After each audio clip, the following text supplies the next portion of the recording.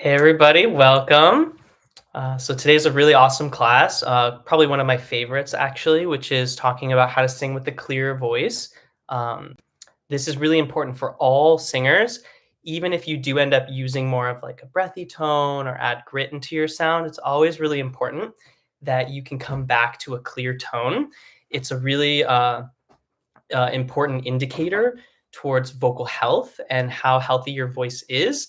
So I highly recommend in any practice that you practice finding a clear tone. And we'll talk about what I mean by that and sort of what strategies you can use to sort of even out your tone.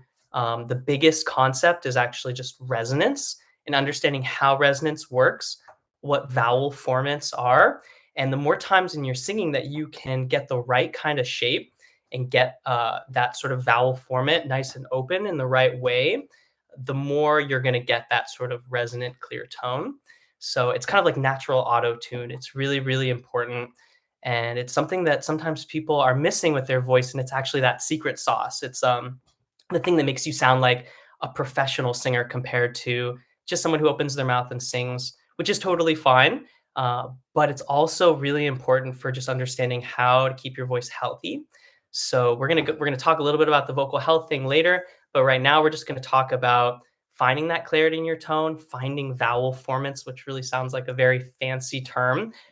It's that right kind of ring for every vowel shape that you have.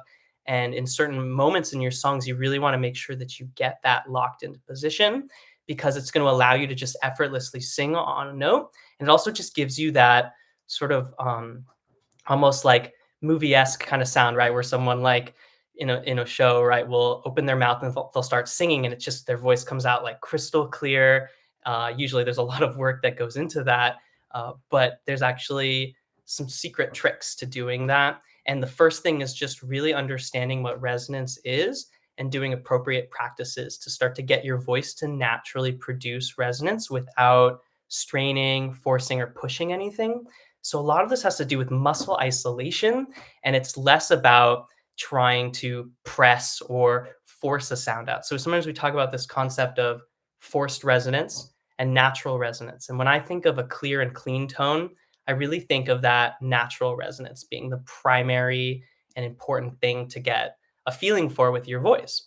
So, as always, as I go through all of this, please ask questions, respond with any sort of comments in terms of practices that really work for you, or if you're confused about what I'm talking about, it's now is the time. That's really the main thing about these live streams is so you guys can interact with me, get a sense of how you're using your practice and if you're on the right track. Because again, one of the hardest things with the voice is we can't really feel what we're doing a lot of the time. So we have to use these indirect cues, and the clarity and cleanness of your voice is one of the most important cues that you can use. So when I talk about clean tone, I'm talking about sort of this. There's this spectrum. We've got really, really breathy or foggy tone, and then we've got a more pressed tone, which will eventually turn into a kind of a grit or distortion in your sound. And we want to find that middle place. I find that's where the clean tone exists, is in the middle between these two concepts. So keeping your tongue and your jaw and your throat very relaxed as you sing is going to help you find that clean tone.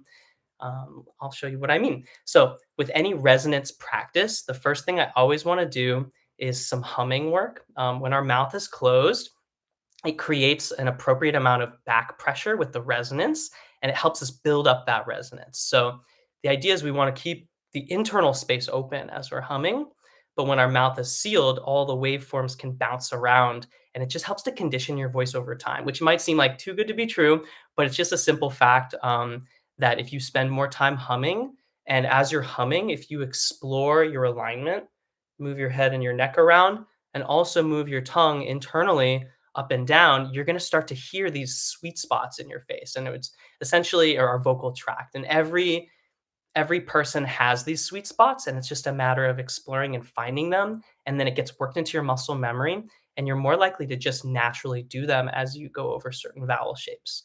So I'll show you what I mean. This time I'm going to pick something in the middle so that we have notes that are accessible for both lower and higher voice singers, male and female. if you find this is too low or too high, you can always just move it to where it's comfortable in your range. So, and you don't even need to use a piano for this. It's really just about finding a nice, relaxed, lower place in your range and starting to notice if you can hear resonance. Now, what is resonance, right? That's sort of it sounds like a complicated term, but it's something that we can perceive.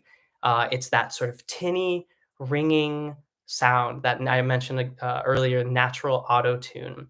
It's a sign that everything is synchronizing and vibrating appropriately.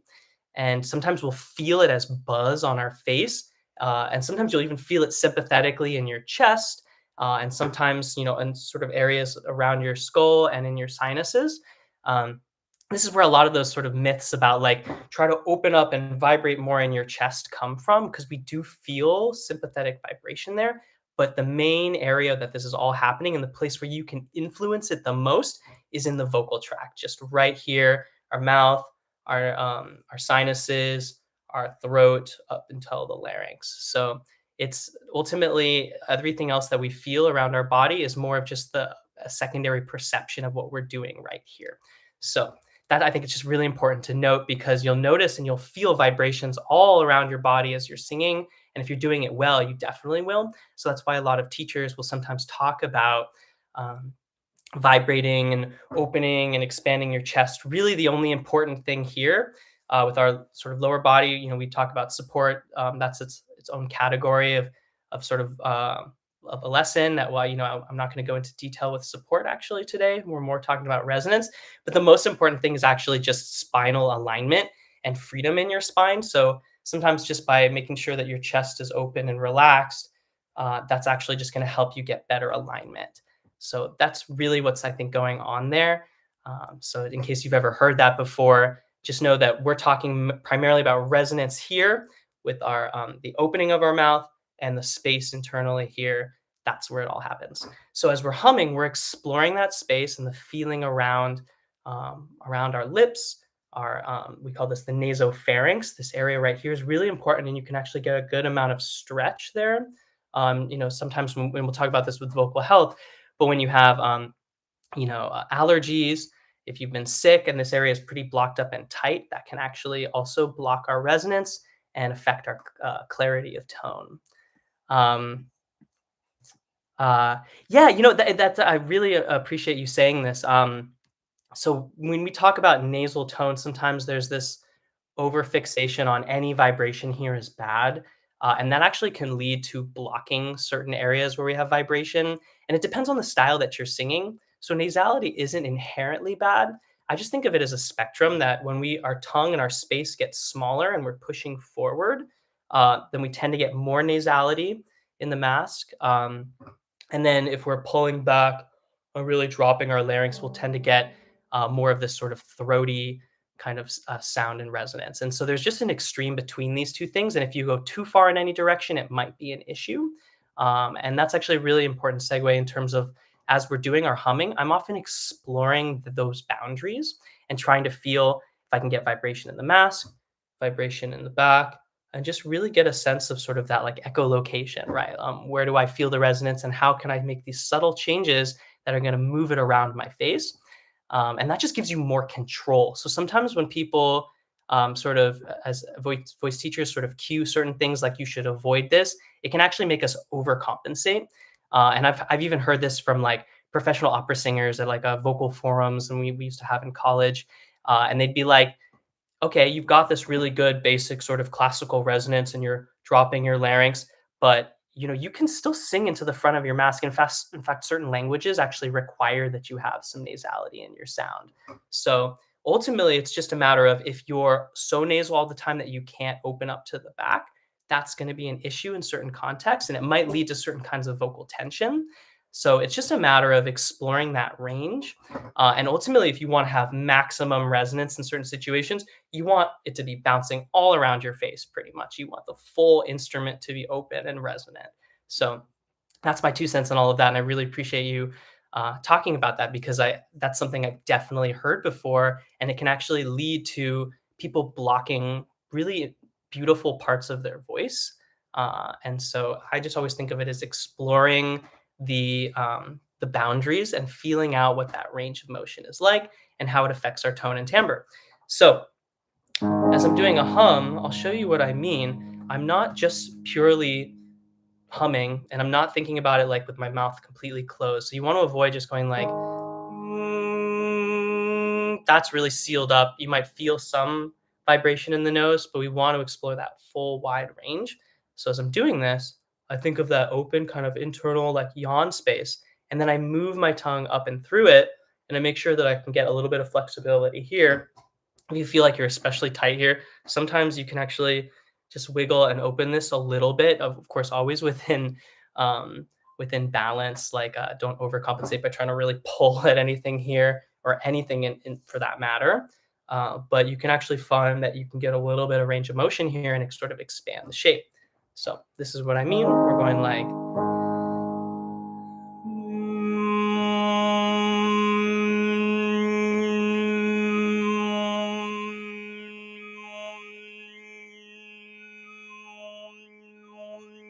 Sort of looks like chewing. Hi, welcome. Um, so see if you can follow this around a little bit. Like I'm moving my tongue, the heel up and down. I'm moving this around a little bit, and I'm mainly listening for these changes in resonance, right? You might notice there's little pockets when you move your tongue or your lips past a certain point. It'll actually change the orientation of the resonance. At least that's my perception of it. People have different perception, like the buzz moving around in their face as well. So I'll show this again. You want to do this for a little bit too to allow the muscles to start to relax and separate out. It just naturally happens as we hum. If you don't feel or hear resonance, it doesn't mean that you should push harder or try to force that resonance. It means you just need to sit in the posture a little more and maybe explore your orientation and alignment. You might be a little stuck and you might be blocking certain areas. So again, I go like this. Nice open neutral larynx.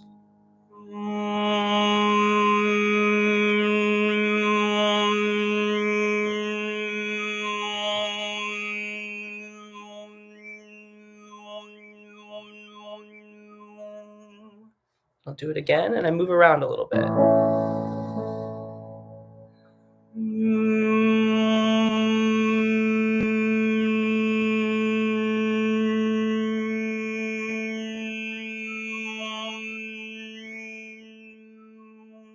You'll hear that time I kind of pause in certain spots and you'll hear that harmonic series, which is really cool. It's also very relaxing to do this as part of your vocal practice to start out with, especially for people who are new to singing and it feels a little scary to just jump right into a song.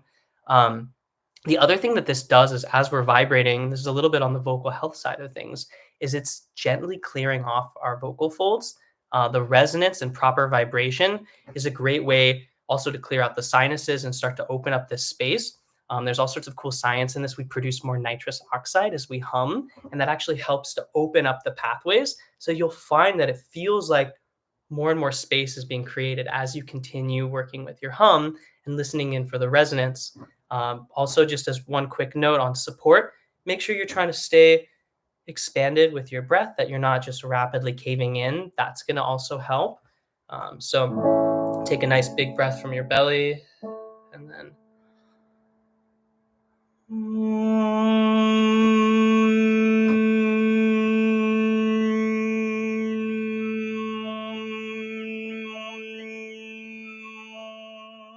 do this in rapid succession. Take another breath.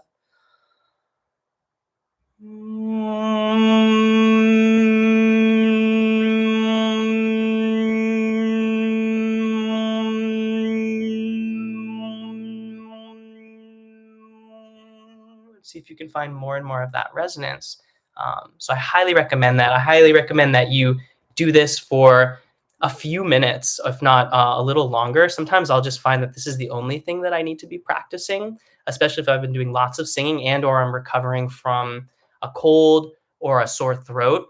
This is a great place to start. And if you can't get that ring, if you're pushing really hard to try and make that ring, it's a sign sometimes that your voice is too tired to be singing or doing any more practice with that. So that's the first step. And you'll find that it starts to clear things out a little bit. So I highly recommend that you take that time, See if you can feel out what's happening in your sinuses. Go back to stretching if you find like it's getting really tight. All of these things will help you increase the buzz without pushing. Sometimes one of the worst habits that we can have as a singer is throat clearing in general, as in trying to strike your vocal folds together with a cough to clear out your throat. You want to be really, really careful to not do this, especially right before you're about to sing or while you're singing. Sometimes we feel like there's something dangling in here. And the temptation, because it sort of feels awkward, is in between our like sort of breath moments, like when there's maybe accompaniment happening. People will turn and kind of like try to clear it out and stuff like that. One, it's not a good look necessarily. I mean, if you have to, you have to.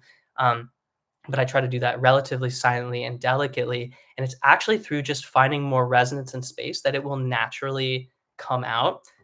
So it's always this sort of workaround. You sometimes think you need to push harder, and it's actually more about creating space and doing some of this work ahead of time so that it's already cleared out and feeling clean and resonant. So that's that first step. It seems really simple, but it's just something I say like a broken record. It really helps you feel out your voice, and you can do this in different places. So I might, for my lower voice singers, I might do this down here and be like,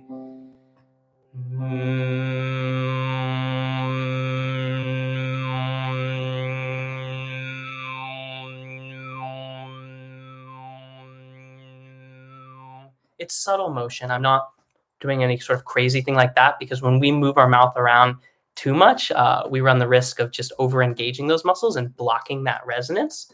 We'll get into that a little more as we start to open this up. So you might do it down there. You might do it up higher and practice seeing if you can stay open and relaxed. So it could be like up here, like.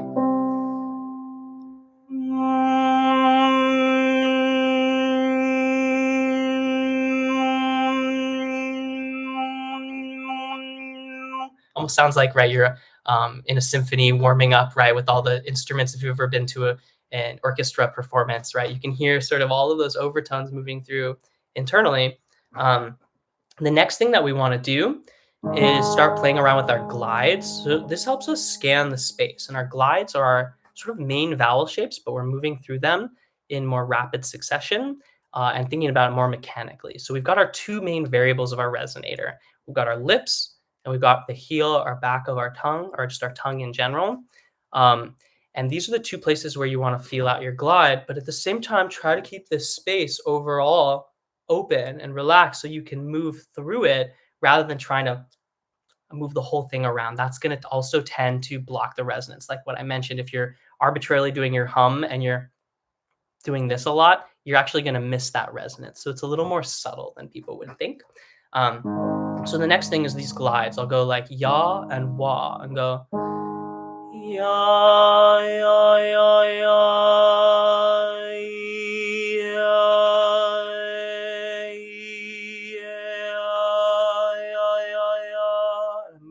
through that. And you might notice as you get to each one that sometimes it gets a little sticky or it gets a little stuck in that position. That's why I like to do these glides, is I'm trying to move through the space and just get that more fluid. That's really vocal stretching for me, is actually opening up the resonators and making sure that they can move in a smooth way. And you'll find that you start to hear more of that crystal clear resonant tone, that singer's formant, which is this particular overtone that we as singers use to stabilize our voice. And it creates a lot of that clarity in the sound, that sort of ping. So I'll show you again. I'm going like,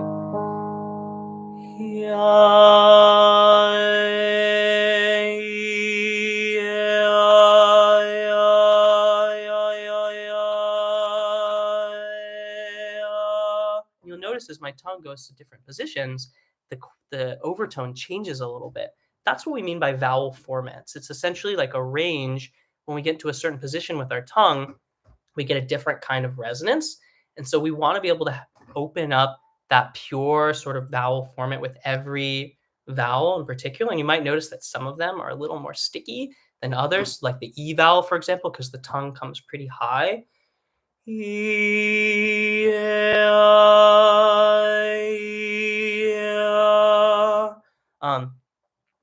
So this question is a really great question. Are you physically changing vowel shape, or is it just the change in placement doing that?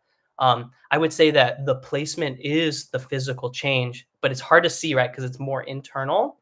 It's the tongue moving up and down. Now, a lot of this will eventually happen more subconsciously as you're singing lots of things back to back, right? If you're singing many different words really quickly, like any song that we're singing, it's going to happen pretty quickly that we're switching, and it'd be really hard to kind of pay attention to in the moment. So that's why I do this practice, is to feel how much effort that I need to get into these positions and where it comfortably gets that ring without overdoing it. So it's really easy to want to try to place the vowels and be like, E, E, I, E. That's going to be more towards the forced resonance kind of concept.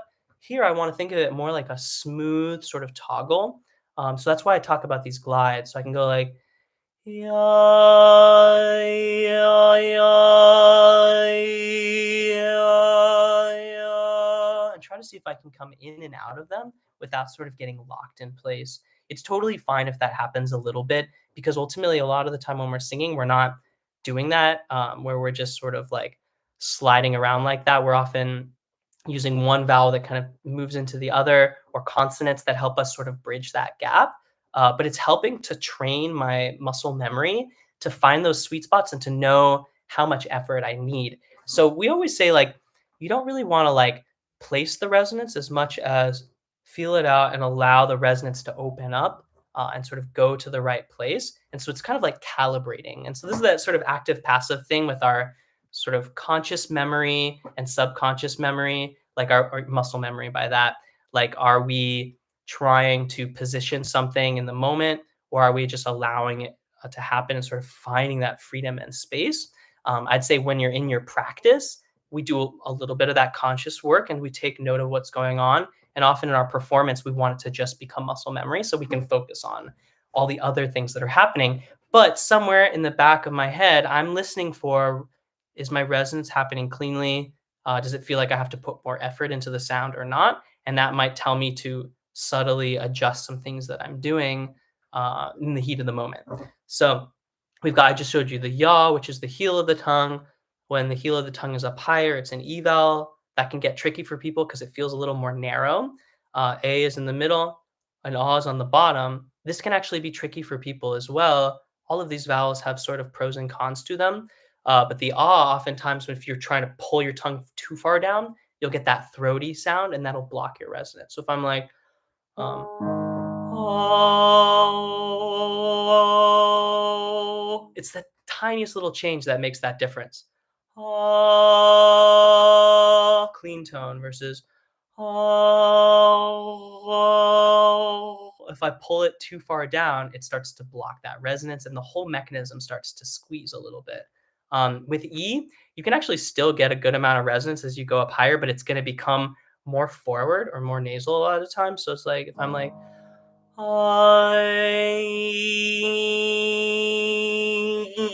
right, you can see you can hear that. And actually, that's a great way that you can test this, is if you plug your nose as you're doing these vowel work things. You wouldn't do it with consonants because you'll pop your ears because the pressure backs up. But if you plug your nose and you feel a lot of vibration here, that's a sign that maybe your tongue is pushing a little too far forward, potentially. It depends on what you're going for. But you can actually start to modify that. So you can go like, and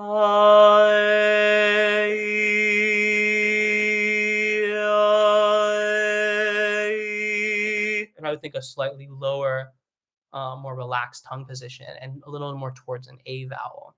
So this is like vowel modification in general. It's not that there are specific spots. There are spots where it gets a really clear ring, but from there, there's a range of motion from one vowel to the next. Depending on what we're singing, we might want a subtle difference there. A lot of this happens just as we're listening and responding and trying to get the right aesthetic.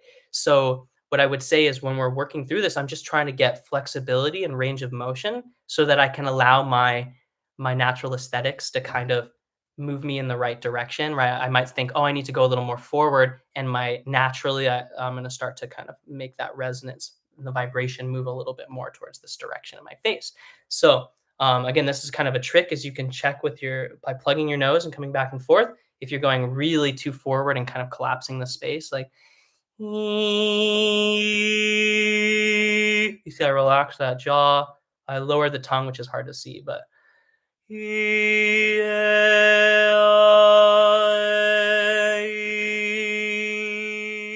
the other thing is checking your alignment because sometimes there's not very much space that you can do. If your head and your neck's out like this, it's kind of stuck in a smaller position. So sometimes the other option is to try and find this, and that might be also answering your question, which is sometimes by just subtly adjusting your alignment with your head and your neck, you realize that you naturally fall into these vowel formats easier without forcing it. So it's always this balance between tongue position and generally just this whole space being open and relaxed. That's why I always talk about stretching, moving your head and your neck around as you sing and as you practice, certainly to check in and make sure you're not getting too rigid and starting to kind of squeeze or close up the space because that's going to block that resonance as well and make you start to force the resonance, which can lead to more squeezing, which eventually leads to a more gritty sound a lot of the time. And that's on the over pressing or sort of pushing side of things. So let me go through the front vowel glide. So that's going like wah.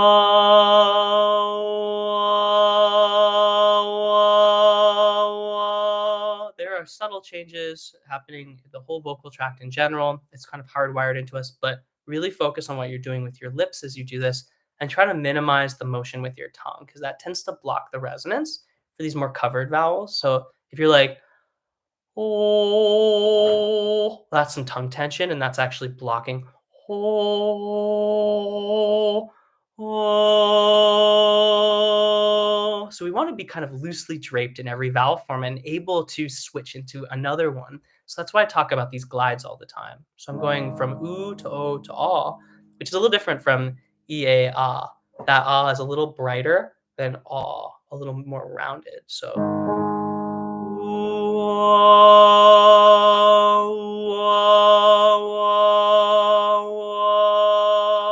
and I'll go back and forth between the two sides. I'll go like ya, ya, wah, ya, ya, ya. And if you've been following me from the beginning of this, you'll note that as I've been doing this, I'm just getting way more of that ring. And I can tell you from my perception and sort of sensation of it all is happening more automatically without me having to think about it. The more I just start to find more space and release here, and I just play around with these sort of ranges of the vowel formats, going from a more closed space to more open with my lips, and a more closed space to a more open space with my tongue, and trying to keep the jaw just kind of hanging out in the middle. If we go wah ya ya wah, over time that's going to start to block more resonance, and or we're going to get less precise changes and the air becomes less efficient because of that. So the resonance is a huge aspect of singing that I think isn't necessarily talked about as much. And for me in my practice, I actually do this as one of the first things in my practice, right? I always do a little bit of stretching just to get comfortable. And then I do some breath work, and then I go right into resonance and alignment in a lower part of my range to warm up the system before I start conditioning or reaching for high notes or anything like that. Um, so you can play around with the two sides, and then you can try to cycle it in a circle. And this is I'll go like this, like e a a o u. It sounds like this. So.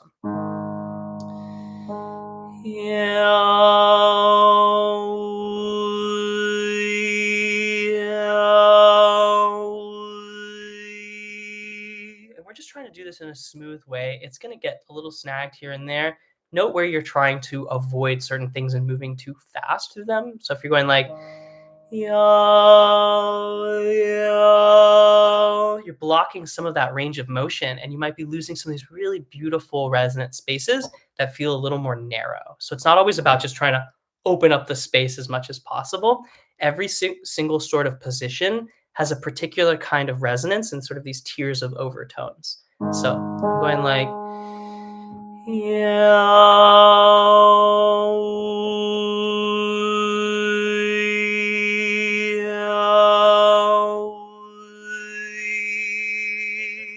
you'll find the jaw gently sort of scans with things, but it's always a practice of trying to stretch this out. It's great vocal maintenance because if you've been muscling things a lot, this is going to just make it a lot more efficient.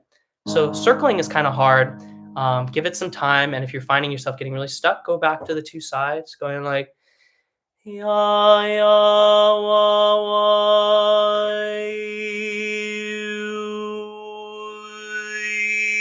and I just encourage you to play around with it. The other thing you can do is vowel pairs, which is thinking about like E to U, A to O, and then A on the top, and you can kind of round over that and spread it and feel that out. So that's going like this.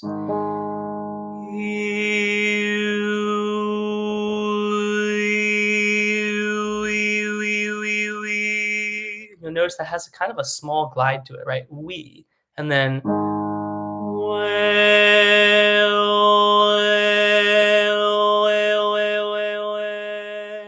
more space. And we've got A and O, way. And then we've got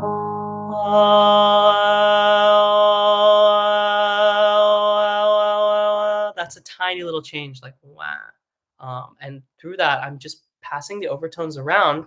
That's clearing out my vocal tract and getting my tone to just be effortless and clean and clear. And it's creating a nice sort of way to get the right balance of chord compression. So once I've done that kind of work, I might do a little more with this. I might start to like move it around with different pitches. And then we're going to talk about chord compression, which we're already kind of working by finding appropriate resonance. So this is going like this. I'm using those glides in my exercises. So anytime you sort of see me doing ways and yaws, it's particularly to try and find more space and resonance. And again, space is kind of a teaching technique metaphor. There's a limited range that we can open and close things before it actually starts to block the resonance, right? So more space isn't always better, but we want that flexibility and release. And as we get more resonance, it naturally just feels like we have more space and even kind of outside of our head a little bit. So if I'm going like this, it's to feel that out. Going like, way,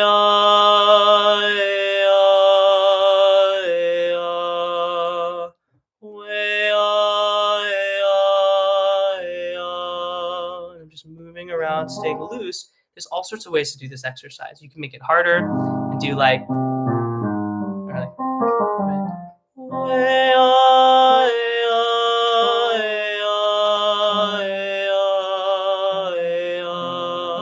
kind of move it around like that, right?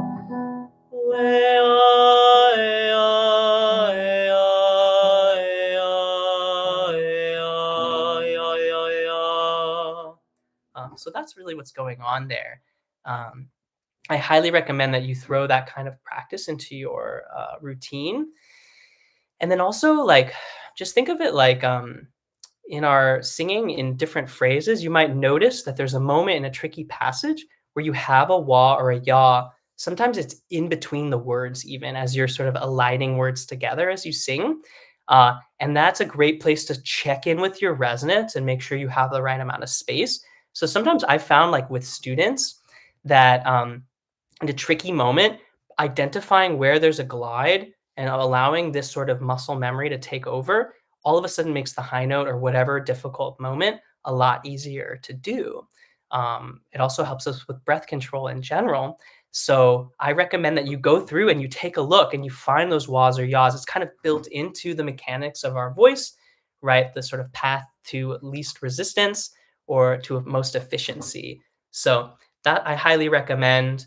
And I, again, you can really think in a complicated way about vowel formants and resonance. It sounds really scientific, and it is. And there's lots of like specificities about like cluster formant resonance being the like clustering of the second, third, and fourth overtones as you create that kind of particular ring. And it gets really heady, and that's really cool. But ultimately, it's a feeling-based art form, and it's a sensation that you can just explore by moving through your vowel shapes. So I highly recommend that. The other one, and this is because I don't do this all the time, is you can use a straw also to help you feel similar kinds of effects.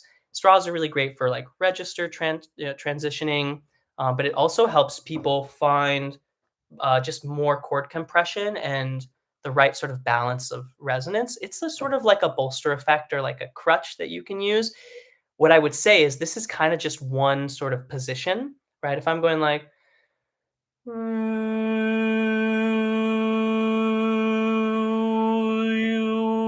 can kind of move around through that too, but it can be a guide to help people find that resonance if you're struggling with this. But ultimately, you want to be able to find every position just sort of open without the use of a straw eventually, right? So if you're feeling like this is really hard for you to find, this can actually help you just get the sensation of the resonance, and then your body will start to take over as you do it. So like you just sing through it, similar kind of a thing, right? Keep that space open. And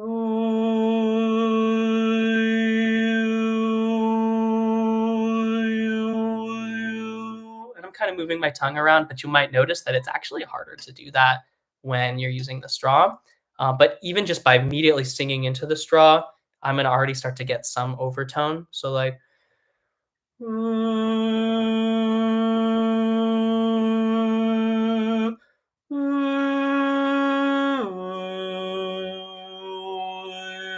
so that can be a really great starting point, especially if you have a really sort of raspy voice. If you've been like, you talk a lot in your job and you find that it's just naturally kind of getting very strained, this can actually really ease the pressure, be a good stepping stone towards all of these other things if you're having trouble finding that. So, part of the reason that that works so well is because of this concept of chord compression. It creates that sort of back pressure with the resonance. Um, the other thing you can do, and this is where it gets tricky. I have to be careful about how I sort of say this. There's a range of what certain kinds of voices need. So we're talking about with that all of that work about relaxing, sort of pressing or squeezing, right? If you're like, eventually it's going to go towards that kind of gritty thing, which isn't necessarily bad, right? Some people do this on purpose for certain styles, like in rock singing. Um, but if you're finding that's happening a lot in a way that you don't want, then this kind of work is going to start to open that space up without you trying to like just create space, right? Because sometimes you'll get singing teachers who will be like, you need to open your mouth more, you need to relax more. And that's like, yes and no. Like it depends on what you're singing and how. And certain vowel formats actually need a narrowing of the space, but it still has to be kind of relaxed. So always opening everything up is sometimes going to make it really hard to be understood, and actually will make it less efficient sometimes with your voice. So that can be the frustration for the person who's pinching or squeezing, getting that sort of like coarse kind of raspy sound. Um, the other side is somebody who is too breathy all the time and they're not quite getting enough chord compression. So this is a totally opposite issue. If you're going like, ah, that's means that you don't have quite enough chord compression. And the way that you can practice getting that chord compression, the straw stuff, all of this resonance work is going to help. But you can also add in some glottal work. So doing anything with like a g is going to help feel the chords come together a little more. Um, so I always talk about like a great way of feeling this is if you hold your breath for a second, you'll feel actually the vocal folds come together. You can even try to take another breath on top of that breath, and you'll feel it open up for a sec, let some air in, and then seal back together. It's just how we hold our breath, right? So if you go like, right, you'll feel that sort of buildup of pressure, keeping the air in there. When we go like, Guh, you can actually see even a little bit of that activity, right, in my with my larynx.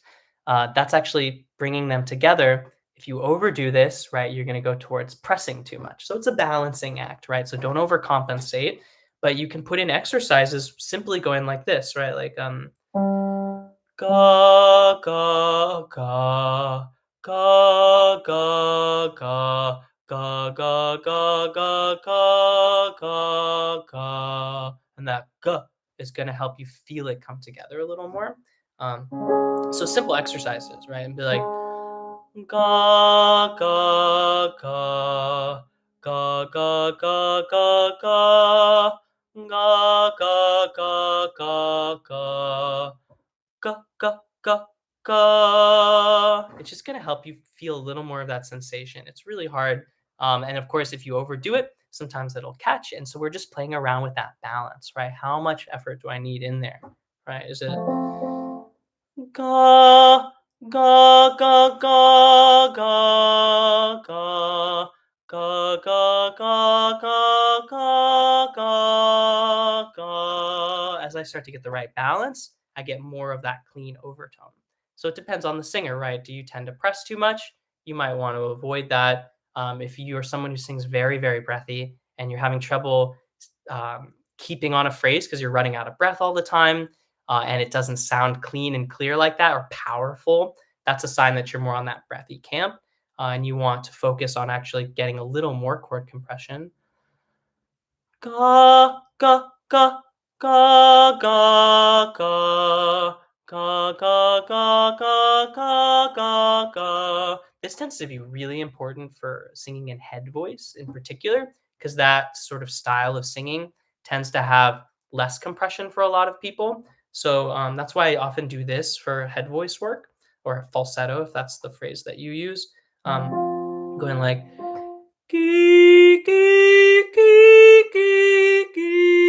because that's often what actually is required to get that clarity of sound rather than trying to push it out. So when people are like, "Gee, gee, gee," that's a sign of tension and forced resonance versus "gee, gee, gee, gee, gee." It looks a little more vertical, and I'm using that G to help feel the placement, and then just letting that sort of work from there. So sometimes I'll do that and then sync it up with another exercise to really open up my head voice. So I'll go like "gee, gee, gee, gee, gee. Ooh," and try to see if I can keep that resonance consistent. If it's "ooh," that's going to fatigue my voice and irritate it pretty quickly. So again, "gee, gee, gee, gee, gee." This is how I create clarity in the tone and get the right kind of resonance. And then I'd go to this other one.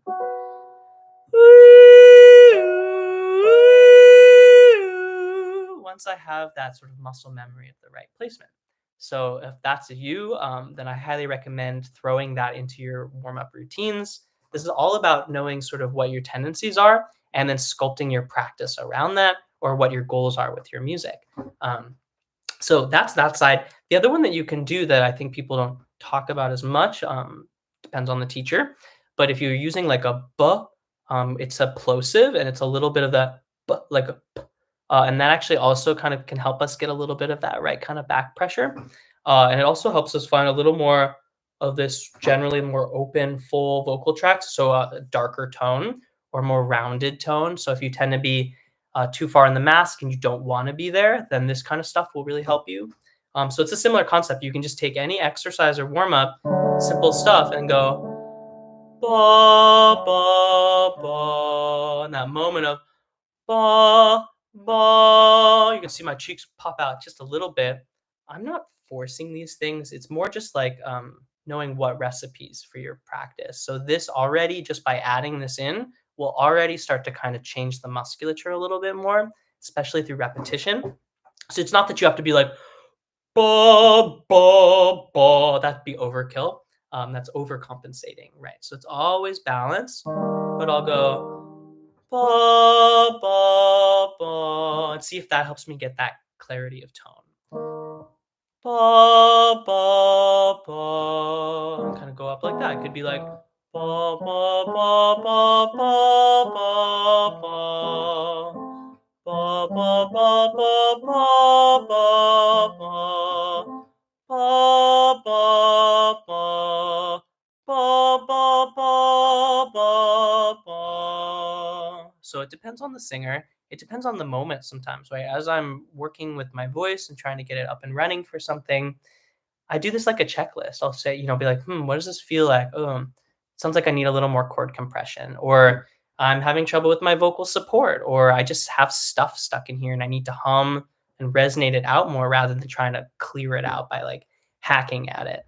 So that'll tell you kind of how to do this. And it's unfortunately like, and I just want to be real with people, it's about checking in with what it feels like and then doing it from there. So it's you really have to be present with your practice. And that's why working with the teacher a lot of times is very helpful because it's actually they're going to be guiding you through, oh, you need a little more of this and a little more of this, and you're sort of calibrating. Um, so that's sort of the concept here. It's really about paying attention to that, and that's going to be how you actually get a good practice. So a lot of times people are always like asking me, like, what do I do and how many times should I do it? And I'm like, I need to meet with you and figure that out, and then we can learn from there, right? And then we can sculpt your practice. That maybe helps people understand a little bit about why the website is the way that it is, right? It's like, try this set and try this and find what works for you. You don't have to just keep adding all the practices together and then have like a 5-hour warm up routine, right? That would be a lot and way too much, a bit much, and oftentimes we have repetition in the videos because it's the first time you're learning it, and the second time you can actually spend some time to actually feel it out and start to learn from the sensations, right? So that's really the thing. I would say it's a feeling based art form. So yeah, you can add in the buh. Another one, very similar to like doing a hum, is actually working with the what we call an open mouth hum, which is putting your tongue all the way up into an NG sound. This also is like a crutch. It's obviously we don't sing like this all the time, but it can help you find alignment and also help you with some of these things like chord compression. It's going to be a little bit narrow with the range of resonance that you can get, but you can just take an NG and go like,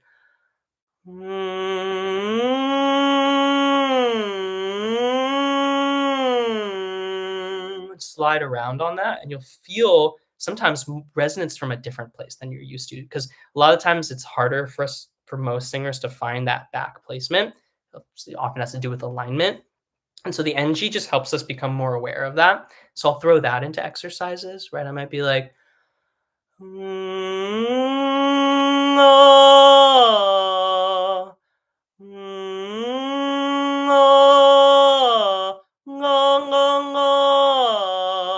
That's especially for someone who tends to drop their tongue really far down and press. The NG will help you sort of trend your muscles in the other direction. Um, so as you can see, it's really a system, and that maybe helps to demystify sort of why things are changing for different singers and why you can't just necessarily follow the advice of one singer's routine saying like, that's how I found my voice. That might be the case for you, but it might actually be the opposite thing that you need to be looking at. And you have to understand it more from a systems perspective. Um, so you can add in NGs in lots of different situations. That's also just like trick like the straw, right? It's just creating a certain kind of back pressure that can also just help to stabilize your voice. So something you can throw in. I often do this one, right, where I go like, ah,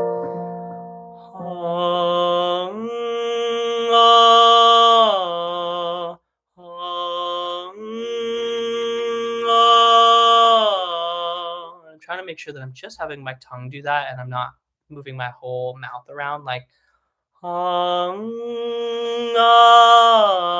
that sometimes can serve to block the resonance. It's over time. Sometimes it's hard to demonstrate these things because as you're working your voice in the right direction, it's more likely just going to always open up in the right way, even if as you start to kind of manipulate things. But over time, if you've been doing that a lot, it's going to start to get harder and harder as the muscles start to get a little tighter, or they're all moving at the same time and they're less able to sort of isolate. So just know that this is like a cumulative effect, right? And sometimes you'll notice this as you're singing, right? Like if you're not landing that resonance over and over again, by the time you get to a high note or a moment in the song that's important, or just later on in the song, it starts to close up more and more, and you have to push out harder and harder. That's a sign of vocal fatigue. And we're trying to avoid that, right? That's this whole process. So I think of it like if you want another analogy, which is always kind of a fun way to visualize things, it's like you're on the little accelerator pads in a sort of a racing game.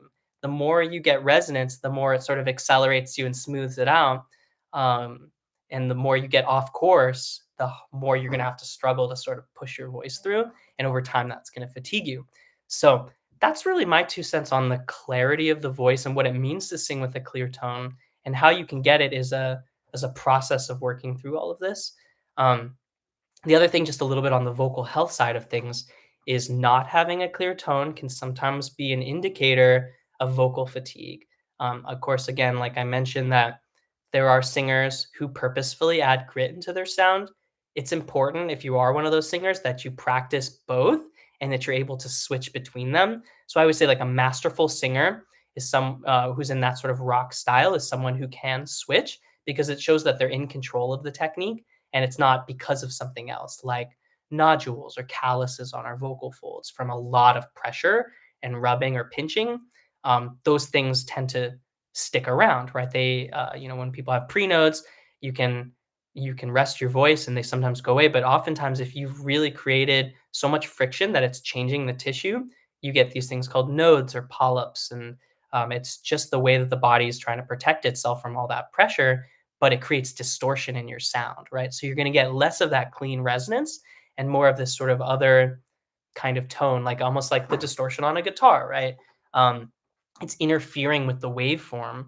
And so that can be a sign of damage. And that's something that over time, like if you have that often and it's constantly feeling kind of raspy and gritty and you can't get the clean tone, you probably want to see an ENT or a doctor and then get referred to an ENT so you can get someone to take a look in there because often those things, once they're already there, take actual surgical intervention. This happens to a lot of, or a few of like famous professional singers. Over time, they actually have to get this kind of surgery. And so I'm always saying, pay attention to your resonance, pay attention to the recovery period of your voice. If you've been singing for a long time, it's hard to feel sometimes what is happening to your voice, and you have to check it later on, like the next day or some hours later. It's kind of like when you injure yourself in sports, right? You'll feel something in the moment, but then you really feel it later. That's just kind of how the body works, and it's hard to feel what's happening in our vocal folds. So some things just to mention: hydration is really important.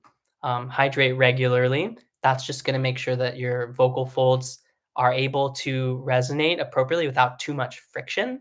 So it's kind of a weird term and it's a little gross sounding, but we sing on a mucosal wave. It is actually that liquid like substance that really begets the wave pattern and starts all of this resonance to happen. So if your tissue is puffy or agitated, irritated, or has sort of things that are blocking it, uh, that's going to mess with that waveform. So that's why hydration is so important. It's like our vocal folds are more gelatinous on the surface, and then they become more muscular as they go further away. And so, really, what we're touching down on should always be like a fluid. It's like think of like an engine, right? It needs to keep turning and not get stuck or overheat. When our voice feels kind of raspy or frayed, it's a sign that the tissue is getting bruised, and so then it can't really appropriately come together. It comes together maybe too much, and you'll hear more of that like kind of frayed sort of sound inside of it. So I'm always listening for resonance, and sometimes your voice might feel really weird, and then you go to sing and you practice and you realize, oh, I can get clean resonance in there. And that's usually a better sign. Of course, always pay attention to what it feels like, but that can kind of help sometimes help me make sense of what's going on with my voice. We all have bad vocal days, even moment to moment. Sometimes you'll get a little irritation or something like that. Sometimes it has to do with allergies, right? Pay attention to that. Acid reflux, all of these things can actually make it so that the tissue can be more sensitive. And even like for example, alcohol brings the capillaries to the surface a little more, and it makes it more likely to bruise your vocal folds. So that's something to pay attention to as well. And that's that kind of frayed sort of sound. So that's sort of what I mean when I'm talking about something that maybe isn't as much of a clean tone. And if it's not intentional and it's happening regularly, it can be a sign that either you're doing something with your technique or you have further strain and damage that's going on with your voice. Go through this process, go through the beginning of this video and check in and see, can I get a clean, clear tone? And again, that's often what people think about when they think of a professional singer is like, can they get resonance and clarity in their sound? It allows you to project without having to sing with a lot of pressure or force. And that's especially if you have a mic and it's picking up that clean resonance. Um, that kind of be frustrating to people. It looks like you're just opening your mouth doing all of this and it's coming out so clean and with so much power, and it's actually less taxing because you've found the efficiency and you've allowed your body to find those sweet spots. And it takes time. You teach your body this muscle memory and it'll start to save it, but you have to have consistency with your practice. So um, that's sort of my 2 cents and why it's important to talk a little bit about vocal health when you're talking about a clean tone, because Sometimes, not being able to produce a clean tone is an indicator of something else going on. So listen for that resonance. Um, Use humming to help sort of open this up. Use straw phonation and explore your range of motion with your vowel shapes. And that's going to make sure that you're not overworking your resonators, which are so close to your vocal folds. This area, we generally want it to be relaxed and able to just effortlessly float from position to position. That's why support is so important because it allows us to actually have that mobility here. That's for another topic. As you can see, you talk all day about the voice because it's a little more complex than people make it out to be. But the cool and important aspect of all of this is as you use your practice and you kind of tweak it and figure out what's good for you, it becomes your muscle memory and you don't have to think about it that much when you're singing, when you're performing. So I prepare this stuff ahead of time. It's through a lifetime of practice that allows you to just always know that you're pretty much in the right place. But even as a professional singer, we have to check in and see like how's my resonance? Am I fighting myself? Am I trying to force out sound? Or is it just lined up and functioning smoothly, like an engine check, right? Um, so when I talk about this concept of like a neutral larynx, that's the concept of making sure that when I breathe and I get set up my vocal mechanism, that it's just kind of draped and relaxed and open. And then I can start to move shapes through that space. So the external muscles are always loose. And we can do this kind of stuff, right? Like, so I might, as I'm about to prepare doing vowel work, I might think of my breath just gently opening things up, not trying to push it or my larynx down as much as just allowing it to open and relax down a little bit as we breathe. That happens kind of naturally. And then just letting it float into position. So like, and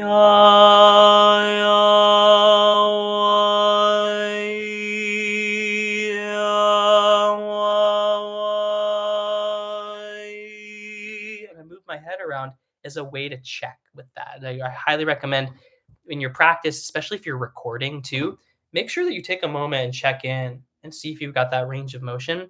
Because often just trying to be really rigid is going to cause a lot of these problems. So and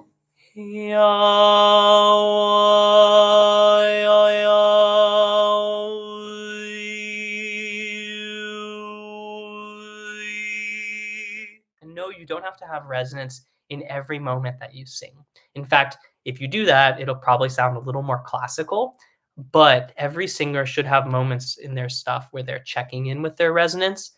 If it's even at least in your practice, singing really breathy tone stuff can be really hard to stay in tune and sing healthy if you're not doing this also as sort of your cross training. So if you have something and you're like, you want to make sure that you can also